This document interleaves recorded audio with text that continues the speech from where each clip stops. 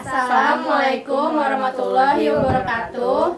Di sini kami bertiga akan menjelaskan makalah yang berjudul Etika Profesionalisme Non-Formil pada Tukang Gorengan. Assalamualaikum warahmatullahi wabarakatuh. Nama saya Gika Kasanya. Di sini saya akan mempresentasikan mengenai pengertian etika. Etika berasal dari bahasa Yunani kuno, yaitu etikos, yang berarti timbul dari kebiasaan. Adalah cabang utama dari filsafat yang mempelajari nilai atau kualitas yang menjadi studi mengenai standar dan penilaian moral. Berikut ini merupakan dua sifat etika. Yang pertama, ada non-empiris filsafat, digolongkan sebagai ilmu non-empiris.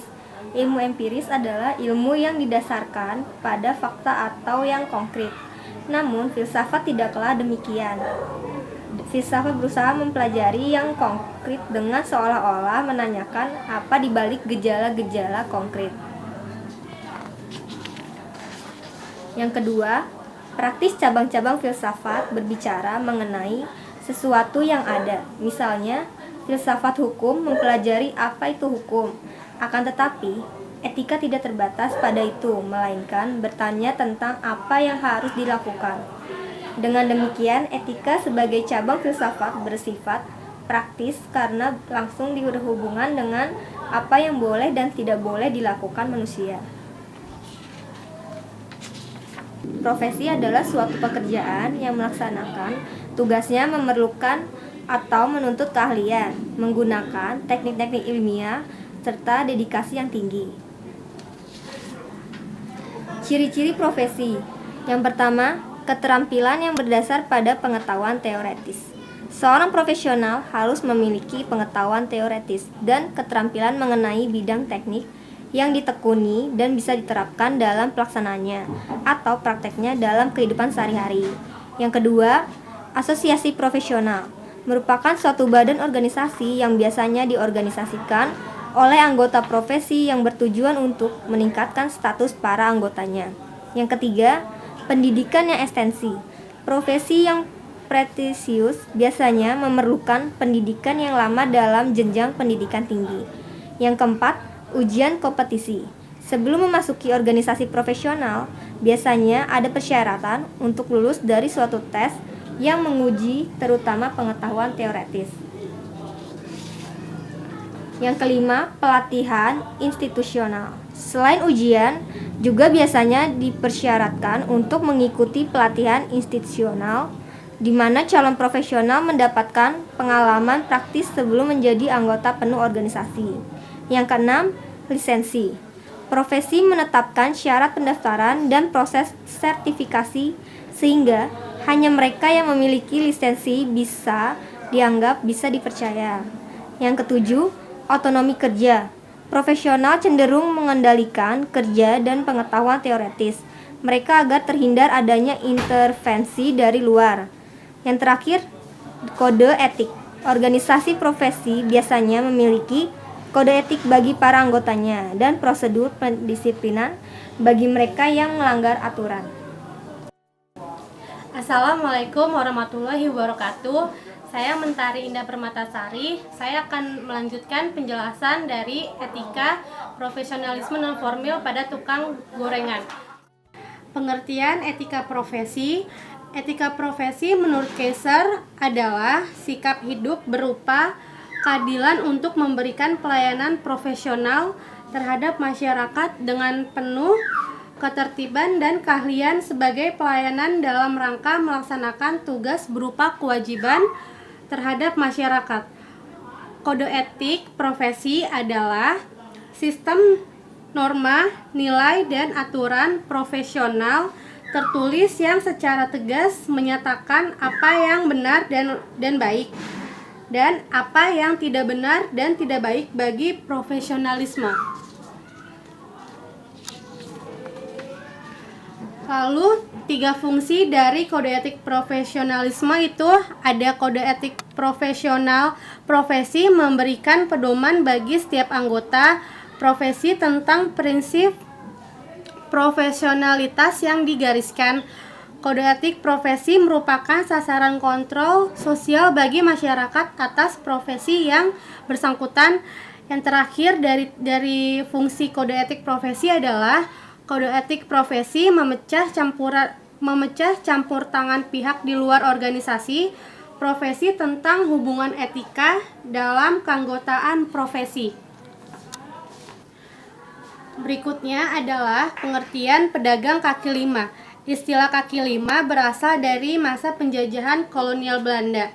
Peraturan pemerintah waktu itu menetapkan bahwa setiap jalan raya yang dibangun hendaknya menyediakan sasaran untuk pejalan kaki. Lebar ruas untuk pejalan adalah 5 kaki atau sekitar 1,5 meter. Sedangkan untuk perdagangan kaki lima atau disingkat PKL adalah istilah untuk menyebut penjajah dagangan yang melakukan kegiatan komersial di atas daerah milik jalan atau DMJ yang diperuntukkan untuk pejalan kaki. Yang selanjutnya, ciri-ciri pedagang kaki lima. Yang pertama, tidak memiliki izin tempat usaha atau biasanya hanya izin dari RT setempat. Yang kedua, dalam menjalankan usaha tidak memerlukan pendidikan formal, keahlian khusus, namun hanya berdasarkan pengalaman. Yang ketiga, jam usaha tidak teratur. Selanjutnya, yang keempat, hasil produksi cenderung untuk segmen menengah ke bawah. Yang kelima, biaya pungutan yang dikeluarkan cukup banyak.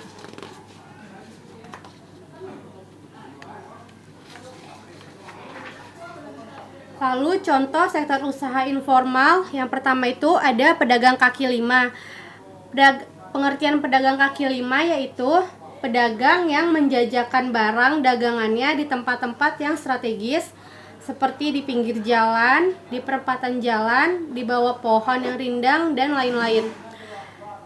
Berikutnya ciri-ciri atau sifat pedagang kaki lima itu ada: pada umumnya tingkat pendidikannya rendah, memiliki sifat spesialis dalam kelompok barang atau jasa yang diperdagangkan.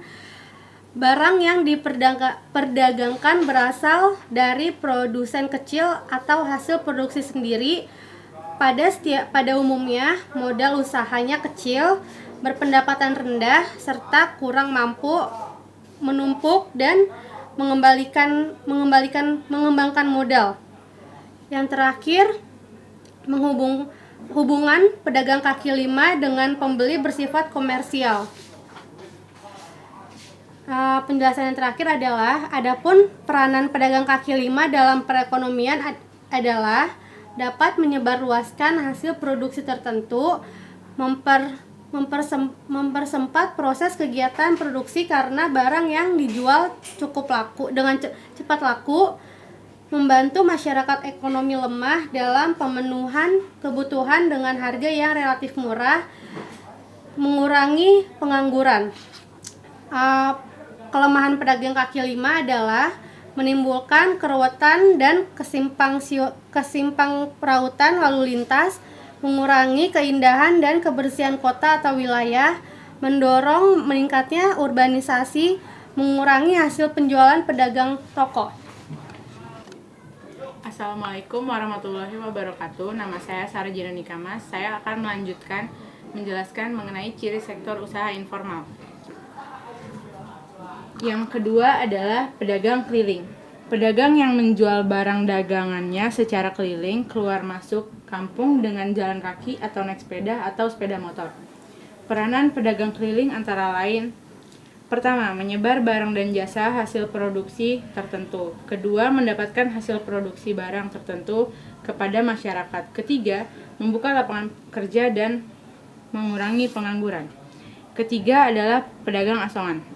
Pedagang yang menjual barang dagangan berupa